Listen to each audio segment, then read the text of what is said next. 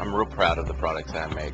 Everything I put out, I'm real picky about what I send out because my product represents who I am. I do shipping and packaging of garments for mastectomy surgery patients. I wanted to be a part of it because my grandma had breast cancer and they didn't have anything for people that had had breasts removed. Quality of my work is way important because that's part of me, part of the crew that we're putting out. Whatever goes wrong with that reflects on us. It's a call center for the state, and anybody in the state of Oregon, I wake up in the morning and I say, well, let's go find out what the people in Oregon want to know. OCE is the best thing going in prison, period.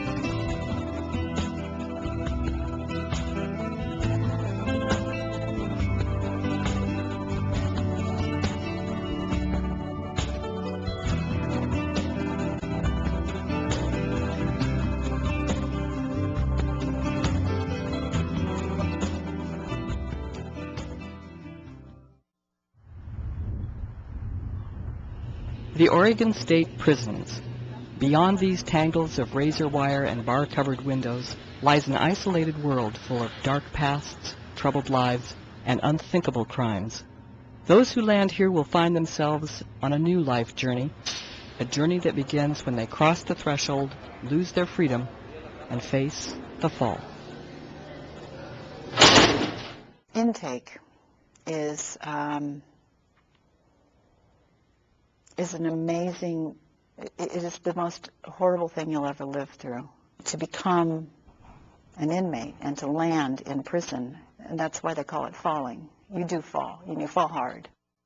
When I first got here, I was, they call us A&Os, and I remember sitting on my bunk, and it was a tearful experience. I thought, my God, I got to sit here for 30 years. What am I going to do? You walk down a hallway and you carry two big plastic bags, about 30 pounds each, filled with bedding and clothing, and this is your world, and you walk down that long hallway and you set your stuff down in a cell, and this is where you're going to be, and it is a grave depression. After a few days, the reality starts to sit in, and then you start wandering around sort of in a daze, wondering, you know, what am I going to do while I'm here? After intake, the journey truly begins, and for Oregon inmates, this means finding a job inside the walls. This is where the Oregon Corrections Enterprises program steps in, offering jobs not typical of most prison work programs. Some of the businesses we have here in Oregon Corrections Enterprises, you have call centers. Here in the Valley, we have a print shop on the other side from this facility. Of course, the furniture factory, metal shop, upholstery shop. No taxpayers pay anything that goes into Oregon Corrections Enterprises. We're self-sustaining. That's one of the harder issues that we have, trying to make these businesses work. We have a great program here to teach these inmates good work skills. When they're doing their job, they actually start playing the role of having a real working environment. When I walk into that job, it's a job. It don't matter if I'm there or on the streets. It's a job. I'm not an inmate doing a job. I'm doing a job, period. We run it like a shop that would be ran outside. We have tasks at hand that have to get done. We have deadlines and due dates to meet. The clients are a lot of state agencies, colleges. For U of O right now, we're doing $1 million job that's due July 15th. It's for one of the dorms. It's 387 wardrobes, 387 dressers, 393 pedestals, all new beds. My main thing is knowing where the garments go, because I'm the last person that touches those garments before they go out to these patients. Things have energy, you know, and I like being able to put positive or caring or concerned, you know, energy into those garments before they go out. Right now we are working on Madras. We've done Two Rivers, the correctional facility out there. The metal shop in the prison itself mostly does prison work for other prisons. When it comes to us versus the community, quality-wise, they can't touch us. We put out a very high-quality product. You have some people that think you should receive the credit, and other people that, well, you know, You're an inmate, you're a lowlife, just do it. Do what you're told. But when it comes down to the end and it all works out, it feels great that, you know, we took it on, we pushed it through, we got it done right, and the customer's happy. Oregon Corrections Enterprises supplies the state with much-needed products and services. It also gives prisoners a productive way to do their time. But a prison sentence affects more than just the inmate, and many here view their jobs as a chance to help out their families on the outside. When I chose to apply at the DMV, I had an emotional reason for that.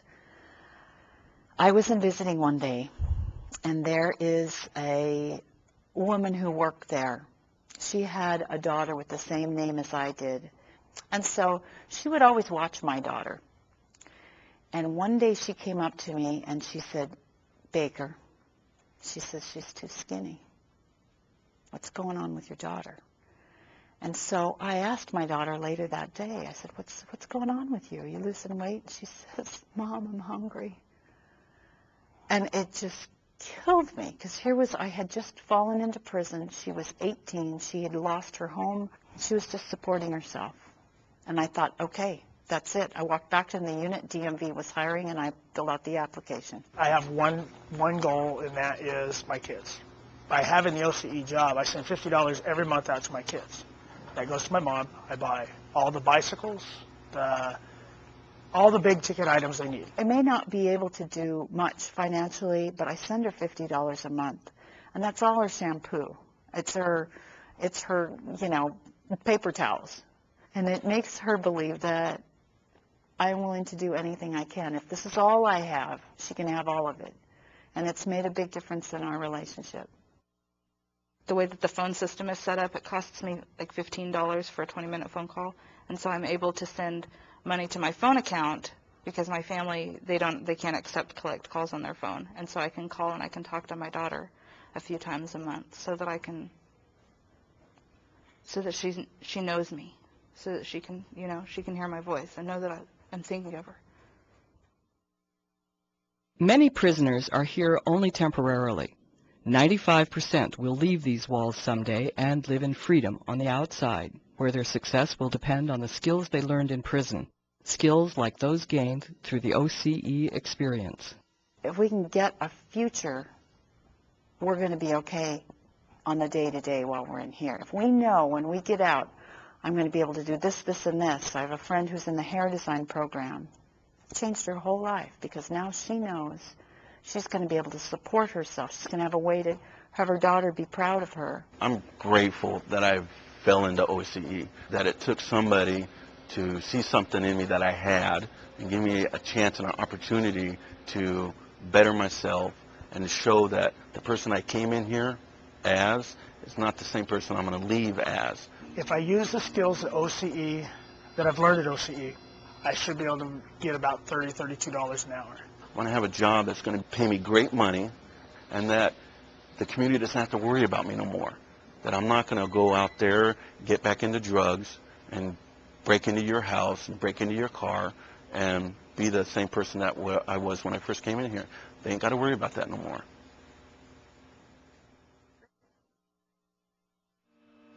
But a prison program can only go so far.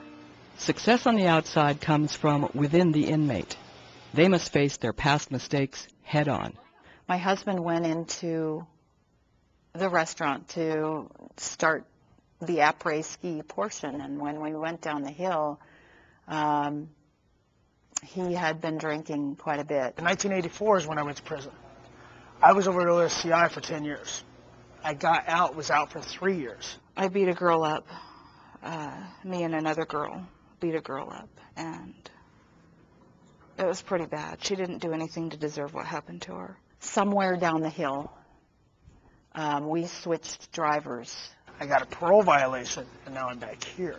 We got in a car accident, and he died that night. And another woman was killed who was head of a household. Now I have to deal with the fact that I disappointed my family, that I hurt somebody that didn't deserve to be hurt, and that my child, she gets to I wasn't there for her first step, and I wasn't there for her first word, and I wasn't there for her first day of school.